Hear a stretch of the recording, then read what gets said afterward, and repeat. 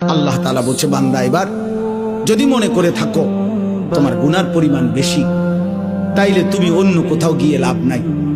আমি আল্লাহ তোমাকে আশ্বস্ত করতে চাই, গুনাহ যদি তোমার আসমান পরিমাণ হয়, গুনাহ যদি তোমার সমুদ্রের ফেনা পরিমাণ হয়, গুনাহ যদি তোমার হিমালয় পর্বত ছুঁয়ে যায়, গুনাহ যদি তোমার এই জমিনের বালুকণা পরিমাণও হয়, তুমি অন্যদিকে যাইও না।